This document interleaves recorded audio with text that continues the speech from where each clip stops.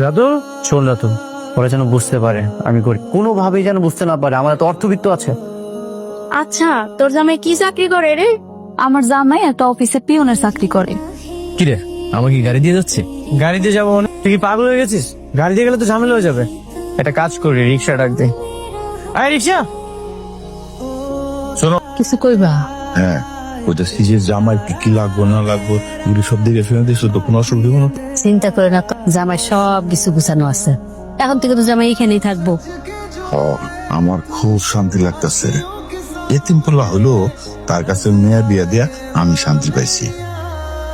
মাশাআল্লাহ, তোমার অনেক সুন্দর লাগতেছে। আপনারা অনেক সুন্দর লাগতেছে। আপনার জন্য একটা জিনিস আনছিলাম। কি গাইছো? আপনার হাতটা একটু দিবেন?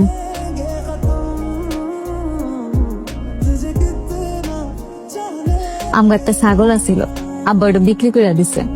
বিক্রি কইরা শখ করে আপনার লগে আংটিটা বানাইছে।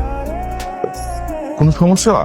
তেমন কিছু না আব্বা, একটা ভালো চাকরির খবর পাইছি। ওই জায়গায় অনেক টাকা ঘুষ দেওয়া লাগবে। 50,000 টাকা ঘুষ দিলে নিজের চেয়ার টেবিল দেবো, ওই জায়গায় বসে বসে আমি কাম করতে পারবো। এখন 50,000 টাকা তো অনেক টাকা, এই জন্য আমি না করে দিছি। এটা একটা ভাবনার বিষয়। এই 5-10 হাজার টাকা না হলে জোগাড় করা যায় তো। আচ্ছা, দেখি কি করা যায়। টাকাগুলা জোগাড় করে দিতে পারলে জামাই ভালো একটা চাকরি হইতো। আচ্ছা মা, তুমগো জামাই কি তুমগো কাছে টাকা চাইছে? না, তা তো আর নাই, তো আমারও তো ইচ্ছা হয় যে আমাকে জামা একটা ভালো চাকরি করুক। আচ্ছা, মহাজনের সাথে একটু কথা কয়ে দেখবা।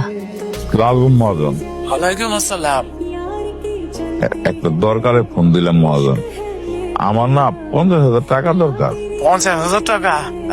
50,000 টাকা কি হাতে মনে নাকি? হ্যাঁ, ফাইলে পাওয়া যায়। রাখেন ফোন। আব্বা, মহাজনে কি কইছে? না, দিতে পারবো না। আচ্ছা, তুই আর কতদিন এভাবে নিজেকে লুকিয়ে রাখবি? তোর পরিচয়টা ওদেরকে জানাবি না? এখন সময় আসেনি, সময় আসুক তারপর বলবো। আর তুই যে ওইখানে কিভাবে থাকিস, কোথায় থাকি সেটা এখন আর ম্যাটার করে না। ওরা আমাকে কতটা ভালোবাসে সেটাই ম্যাটার করে। দেখলা, এদিকে আয় তোরে মা। কি হইছে মা? তোর আব্বা ডাকছে। আব্বা কিছু কইবা? ক্ষমা, ওই আমার চায়ের দোকানটা বেঁচে আলাইছি। কি এত বড় পাগলামি কেন করতে গেছো তুমি?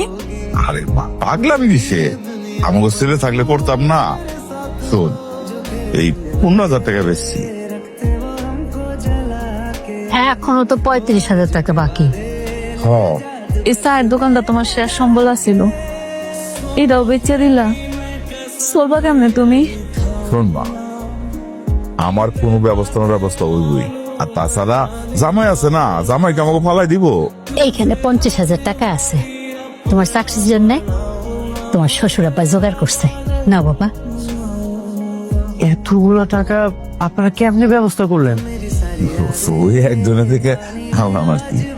এতগুলো টাকা একজনের থেকে আনছেন? আমার তো বিশ্বাস হইতেছে না। সত্যি করে কোন তো, এতগুলো টাকা কোন জায়গা থেকে আনছেন? আমি মিথ্যা কথা করতে পারবো না।